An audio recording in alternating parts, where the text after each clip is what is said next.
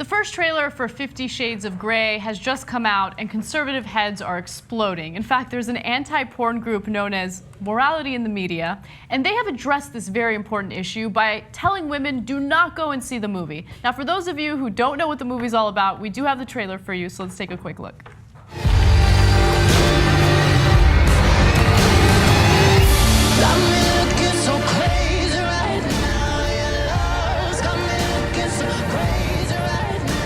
Capable of leaving you alone. Then don't. I had a rough start in life. You should steer clear of me. Got me hoping you save me right now. Your kiss. I don't do romance. Right now. Looking so great. My tastes are very singular. You wouldn't understand. Enlighten me then.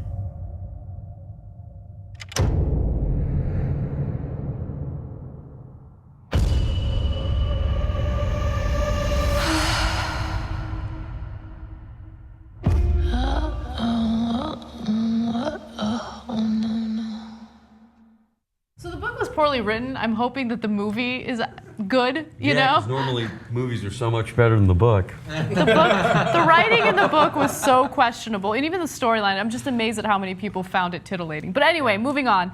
So Morality in the Media did address this in a statement, and they're urging women to avoid watching it. In fact, let me give you a little snippet of their letter. They say, the newly released trailer for 50 Shades of Grey deceives the public with a visually appealing, melodramatic love story that romanticizes and normalizes sexual violence. But it starts off so good, that right? That was hotter than 50 Shades of Grey, actually. I mean, I just love, think about the person writing this. They're like, oh, that sexy book and that sexy movie. I just can't. Violence. Yeah. Gotta watch that trailer again. They also continue to write, the popularity of 50 Shades of Grey among women sends a message to men that this is what women really want.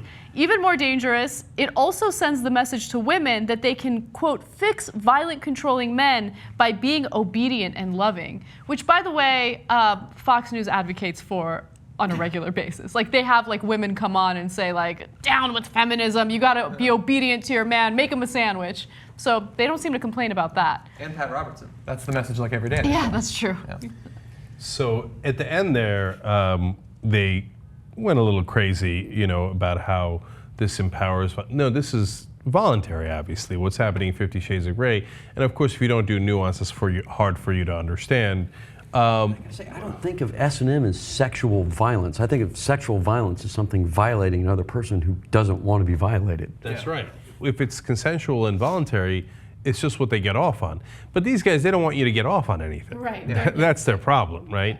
But but in the first part of that, there was a little bit of a. I didn't like the part in the trailer where he says something like, "You can't get rid of me," and she's like, "Okay, great."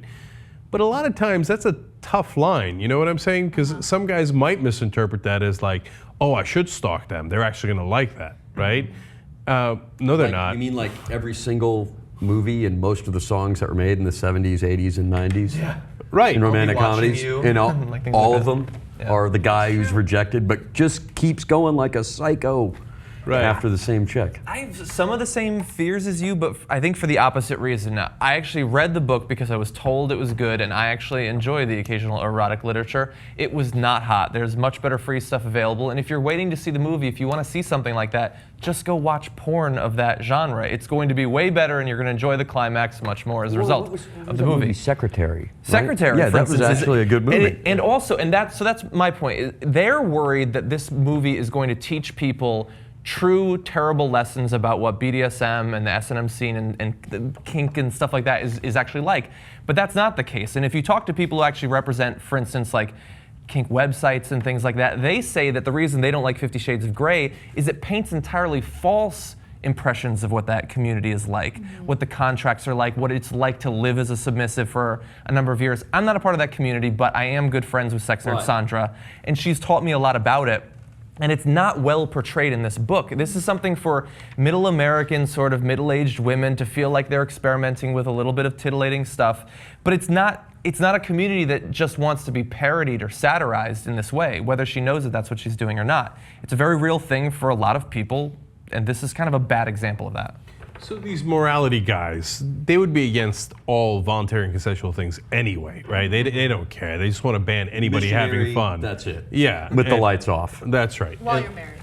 Well, yeah, that's true. Of course, of course.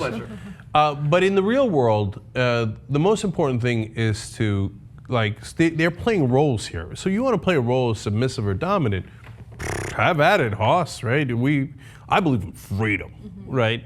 But the most important thing is clearly defining the roles, right? Don't assume someone's into it. Like, that's the number one mistake. Like, if you think, oh, I think I read the signs well, be a little careful, right? They're actually, what I would argue with these like morality organizations is they're leading to more misunderstanding when it comes to sexual situations, right? Because they don't want to even have a conversation about sex or what is consensual or what people enjoy. They want to basically shame people for wanting certain things in the bedroom, right? So let's say you are the dominant type or you're the submissive type, and this is the type of stuff you want to get involved in once you become sexually active. You're gonna feel ashamed to talk about it because you're gonna equate that with sexual violence because of assholes like this that say it's sexual violence. It's not sexual violence when you have two consenting adults who want to be in these positions.